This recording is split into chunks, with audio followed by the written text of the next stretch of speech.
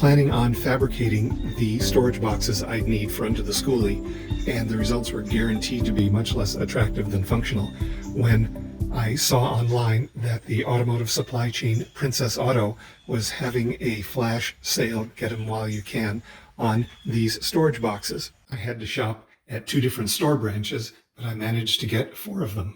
They are roughly 17 inches deep, 18 inches tall, and 36 inches wide. The price point was roughly half what I've seen elsewhere.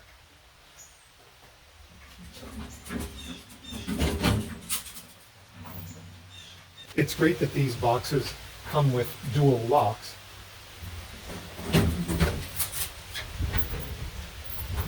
And I'm grateful that they supplied 4 keys with each box. I'm curious to know whether the keys supplied for one box will fit the locks on the other 3 boxes, or whether I'm going to continue to accumulate more keys than a jail guard. Here are the keys from one of the other toolboxes.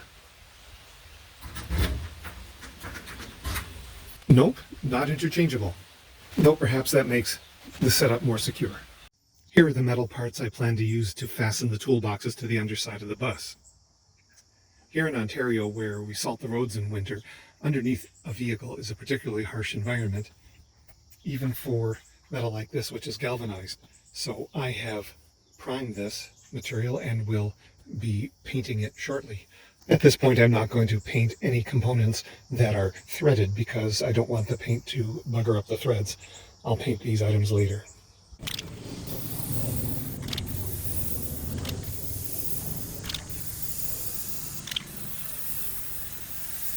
Last winter, I temporarily installed a diesel heater and the accompanying diesel fuel tank inside the bus.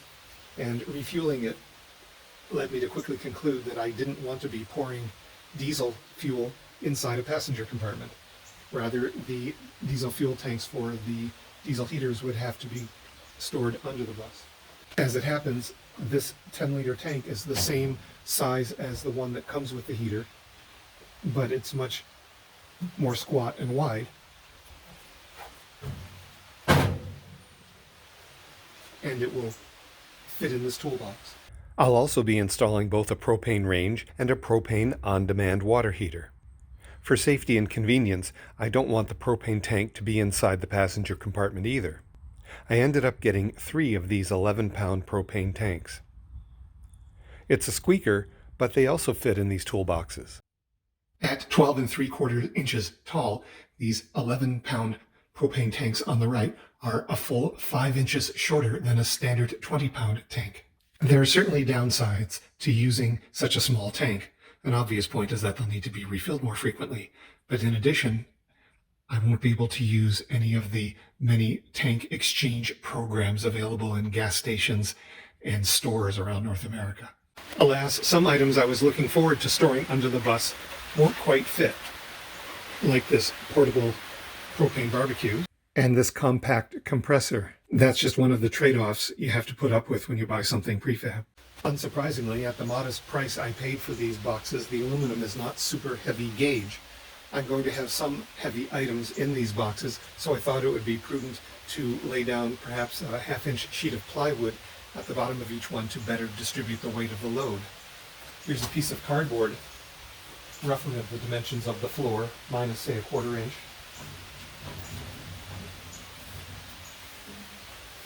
And no, it won't fit as one piece, so I'll have to figure out another way to distribute the load.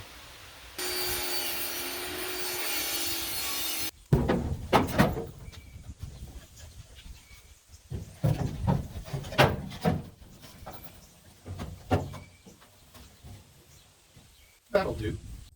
Of course, you can't have a propane tank just bouncing around in a toolbox under a bus as it drives down the road. It needs to be secured. I thought about getting a rack like this one that you tighten down from the top, but they're made for 20-pound tanks or larger, and I'm not sure they would fit the smaller tanks that I'm using. I'm kind of partial to this design with a base that's curved to fit the side of the tank and a strap going around the tank. I haven't found this design ready-made for a tank of the size I'm going to be using, so I've decided to make my own. For starters, I have to figure out the diameter of the tank. When I look at the product specifications on Amazon, where I bought the tanks, it says that the diameter is 12 inches. In my experience, these descriptions aren't always accurate. Eyeballing it, I make it out to be about 12 inches, but I'd like a more accurate measurement. Here's another way of coming at it.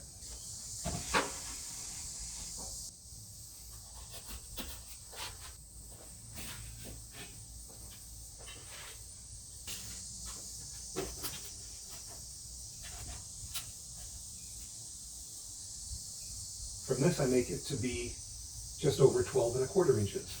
This way of measuring the diameter might produce a larger number than others because it includes the thickness of the welded seam and on both sides.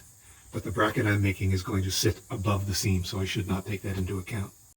For a third way, let's see if we can derive the diameter from the circumference.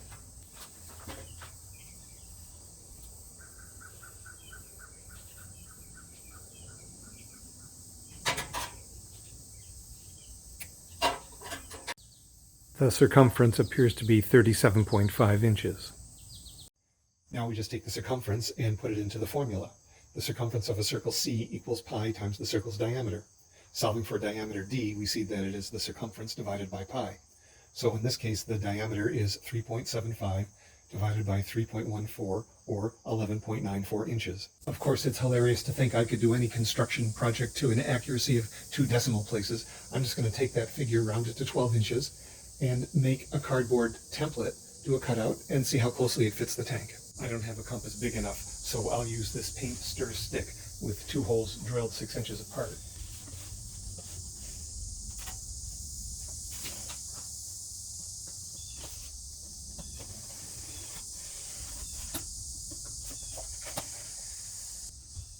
Yep, that's 12 inches.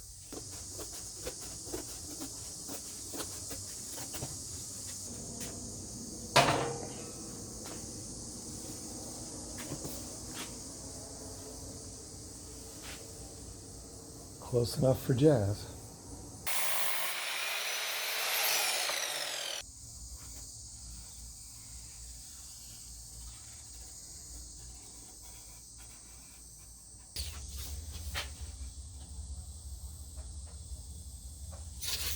Yep, 12 inches. This scroll saw is going to struggle cutting through 2x stock, but I think it's the best option I have.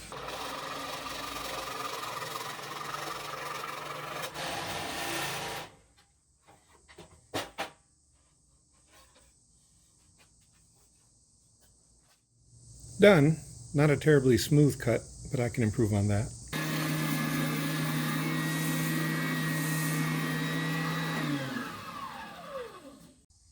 It took a lot of sanding, but it's pretty smooth. And more importantly, it fits. For added strength, I'm going to add a length of 1x6 backer board to each of the 2x8s.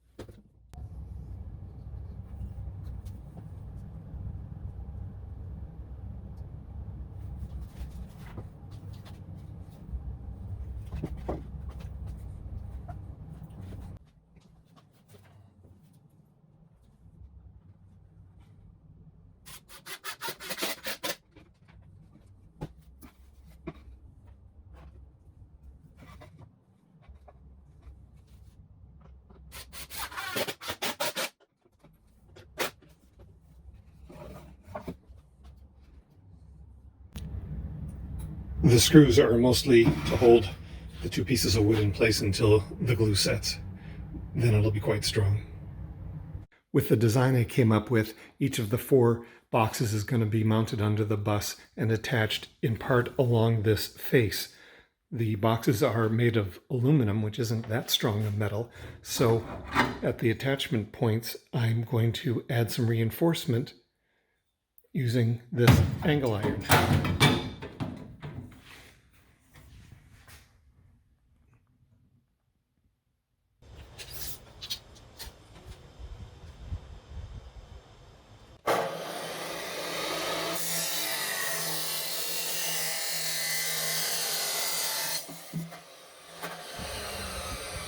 At 2 pieces of angle iron per box times 4 boxes, I'm going to need 8 of these pieces of angle iron cut to 17.5 inches.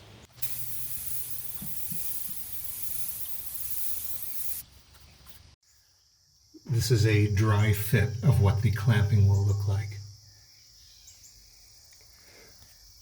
The instructions say you're meant to leave it clamped for 24 hours. The nuts and bolts are going to be holding the workpieces together. The glue is just to hold them in place until that stage.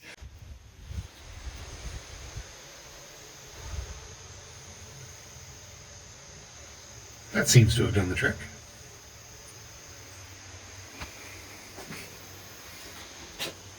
If you sit under the bus and look up, you'll see evenly spaced ribs supporting the floor.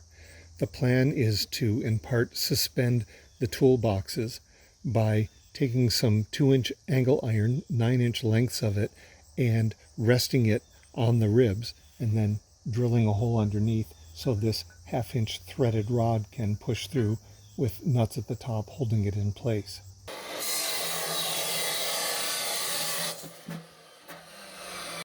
I was able to cut the remainder of the hangers that will hang in the rafters, as it were, 8 in all, 2 for each box. This is the wooden assembly I put together so I could fasten the propane tank to the inside of the undermounted toolboxes. There's going to be a metal strap going around the perimeter. Because the wood grain runs this way, there's a chance that when the metal strap is cinched down, it will cause the wood to break along the grain here. So I have some 1/8-inch thick steel that I'm going to put on either side to strengthen it. To tighten down the strap that goes around the perimeter of the tank, I'm going to be using this kind of fastener, which I will be attaching about here to this assembly.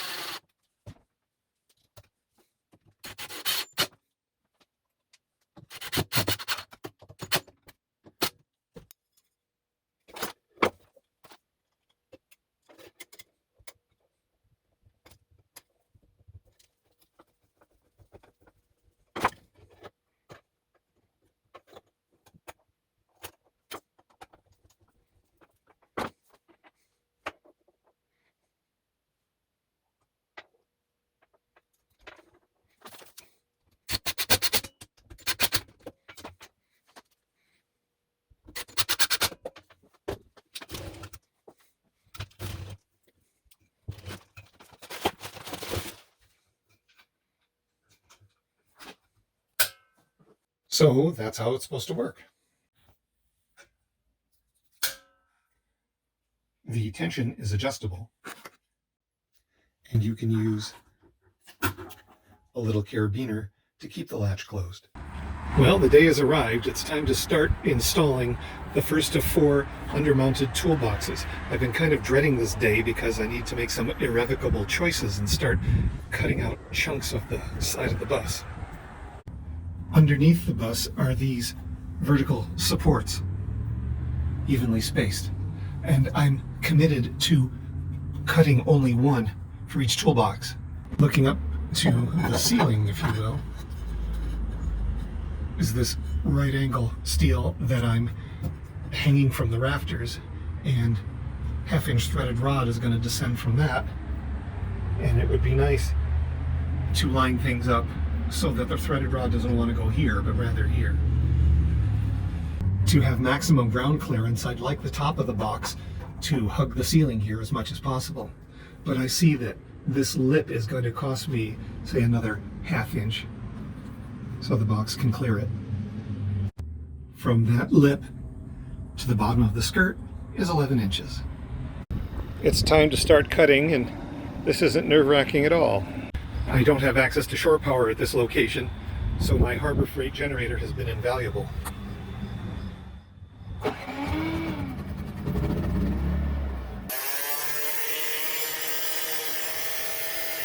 Now I have to do the cutout for the second side.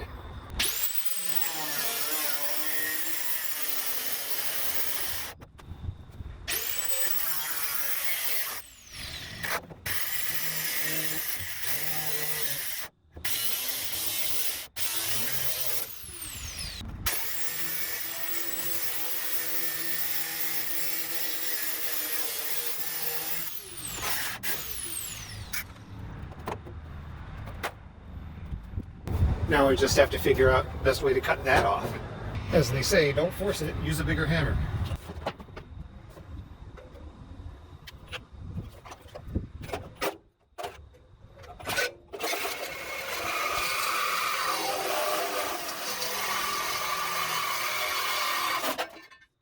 Here's the view from the inside.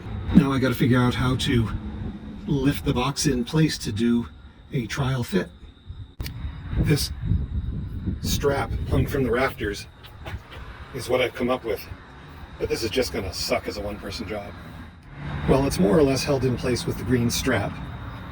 I did it off camera, and you, gentle viewers, missed a kaleidoscope of obscenities. Some of the most heartfelt of the whole schoolie enterprise to date. I feel good about how the dimensions worked out left to right, and feel like an idiot about the top because I cut it about 1/2 or 3/4 of an inch too short. Not easily remedied at all, but I'll have to figure out something cosmetic to make it look acceptable. I had hoped I could drill through the skirt of the bus and into this surface and fasten them together with nuts and bolts, but once the door is closed, there's very little left of this surface. So plan B is to bolt some angle iron to the side there, and then I can bolt the skirt through the angle iron. To make the installation as strong as possible, I'm using grade 8 hardware, 5/16 inch diameter, not cheap. And since I'm going to be drilling a hole corresponding to each one of these bolts, I treated myself to a cobalt drill bit.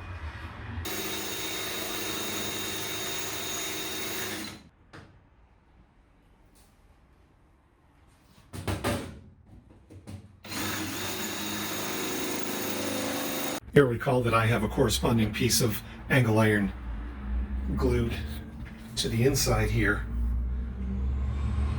So the aluminum is kind of the meat in the sandwich between the two pieces of angle iron. Should be pretty strong. It makes sense to use some Loctite and a lock washer for this application.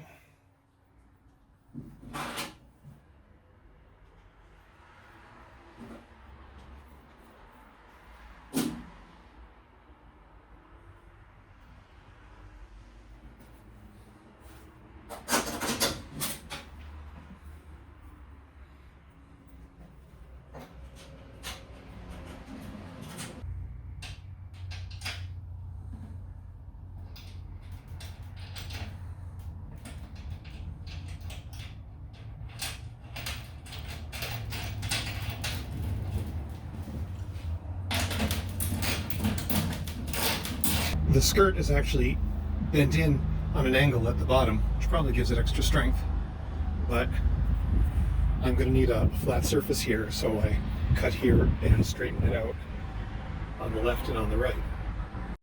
I don't want to leave this profile open to collect rain and salt water in the wintertime, but it's been vexing me how to seal it.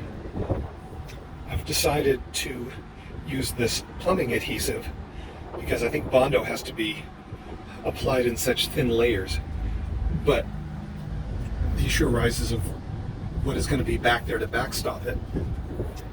And I'm going to try to build up a backstop with the glue gun and then put this in front of it for the finish coat.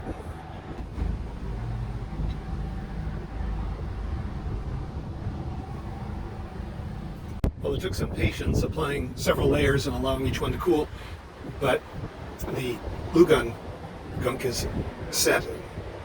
Let's try the plumbing goop now.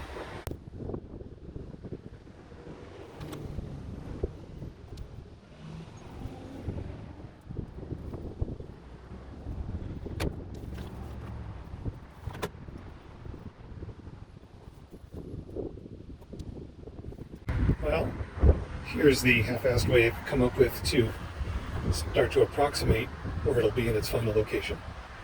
My second stab at it is a little better, and that's as close as I need. I haven't bolted to the wall of the box the tank harness yet, because I'm not sure of the final location. It can go against a sidewall or against a back wall, but this is roughly what it'll look like. At the outside rear of each undermounted toolbox will be this angle iron hung from the rafters with a hole drilled in it, and this 1/2-inch threaded rod threaded through the hole. I could suspend it with just a single nut, but that seems kind of insubstantial. I thought instead I would use one of these couplers, but the clearance isn't quite as long as I would like, so I've split the difference by cutting the couplers in half. To me, that looks fairly substantial. Now, recessed as it is up in the rafters under the bottom of the bus, this nut will not be easy to inspect after, and it's really important it not get loose. And the most reliable way I can think of to keep this from getting loose is to spot weld it at the top. So that's what I'm going to do to all 8 of them.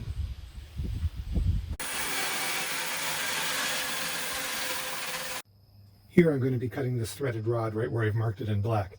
The act of cutting it routinely buggers up the threads, so it can be difficult to put a nut on the end after. That's why I've put something threaded on either side, so once I make the cut, I can pull these off, run them over the cut, and clean up the threads.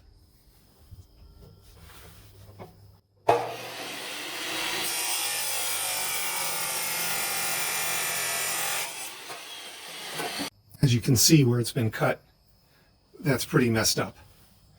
And I could not thread a coupler or a nut on it in that state. First, I'm going to file off the excess.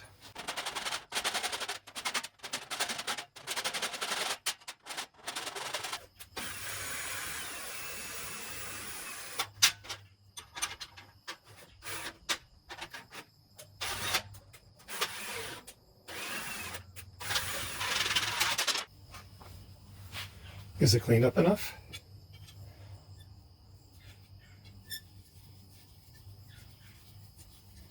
Yep, that worked. This coupler tightened to the piece I'm going to cut keeps it from spinning when the blade is spinning, and this coupler here just keeps everything evenly spaced.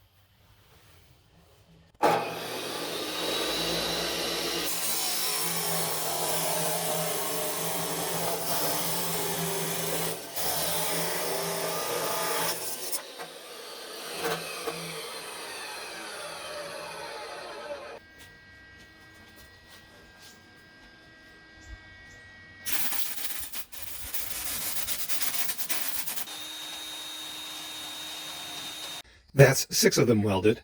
The other 2 are currently holding up the first box I installed, so I'm going to swap in a pair of these once I spray some paint on them. I would have wished for it to go faster, but I've completed the installation of the first of the 4 toolboxes.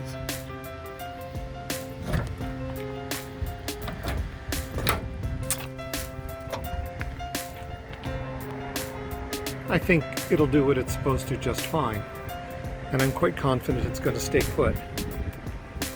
I've got 3 grade 8 bolts on either side in the front, pushed through 1/8-inch steel on both sides, and reinforced with 1/8-inch angle iron in the interior. And in the back, the box is supported by 1/2-inch threaded rod.